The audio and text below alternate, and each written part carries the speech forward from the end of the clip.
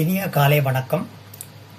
உலக மின்னல் உங்களை அன்புடன் வரவேற்கின்றது. இன்றைய தலைப்பு என்னவென்றால், தற்பொழுது வயது முதிர்ந்தவர்களின் எண்ணிக்கை பல நாடுகளில் அதிகரித்து கொண்டு வருகின்றது. அவர்கள் தமது வாழ்க்கையை மாற்றக்கூடிய வகையில் என்னென்னவற்றை செய்ய வேண்டும் என்பதை பற்றி இந்த பதிவில் நான் உங்களுக்கு அறிய தரவிருக்கின்றேன்.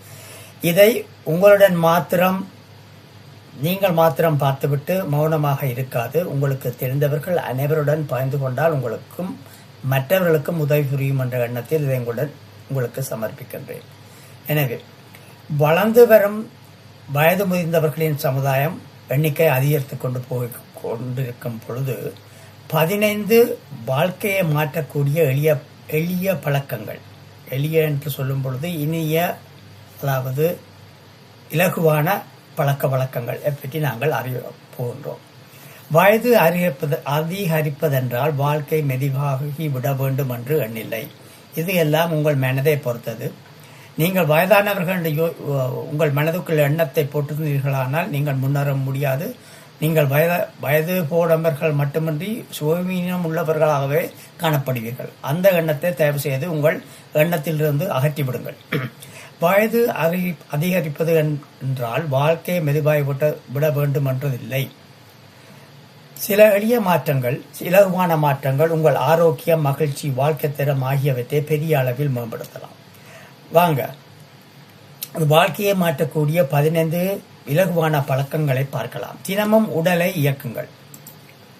கடுமையான உயற்பயிற்சி தேவையில்லை. தினசரி நடை, யோகா, நீச்சல் அல்லது நடனம் போதும். இது இதயத்தையும் மனதையும் ஆரோக்கியமாக வைத்திருக்கும். 2வது, புதிய தொழில்நுட்பத்தை கற்றுக்கொள்ளுங்கள். ஸ்மார்ட் போன், கணினி பயன்படுத்த கற்றுக்கொள்வதுடன் குடும்பத்துடன் இணைந்திருக்கவும் உதவும். வீடியோ கால், ஆன்லைன்கள், ஷாப்பிங் போன்றவற்றை வாழ்க்கையை எளிதாக்கும். 3வது, நிறமுள்ள உணவுகளை சாப்பிடுங்கள். பழங்கள் மற்றும் காய்கறிகளை அதிகமாக சேர்த்துக் கொள்ளுங்கள். இது உடம்புக்கு நல்லது. உங்கள் ஆரோக்கியத்தை மேம்படுத்தும்.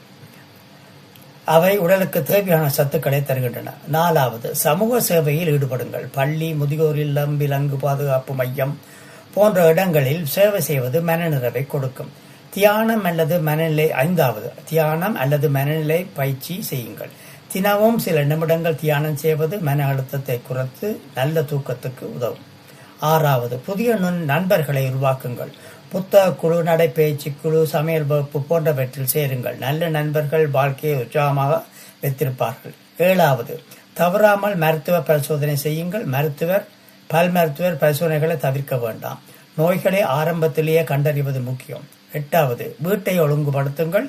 அவசியமில்லாத பொருட்களை அகற்றுங்கள். சுத்தமான வீடு மன அமைதியை தரும்.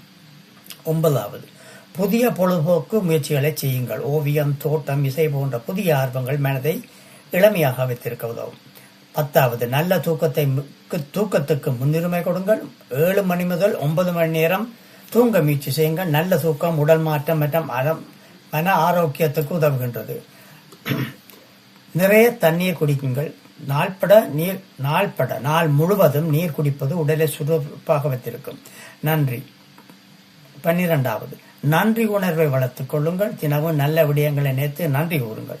இது மனமகிழ்ச்சியை அதிகரிக்கும். 13வது, பயணம் செய்யுங்கள். தூரமாக செல்ல வேண்டியதில்லை. சிறிய பயணங்களும் புதிய அனுபவங்களை உங்களுக்கு தரலாம். 14, குடும்ப உறவுகளை வளப்படுத்துங்கள். குடும்பத்துடன் நேரம் செலவிடுங்கள். உறவுகள் வாழ்க்கைக்கு பெரிய ஆதாரமாகும்.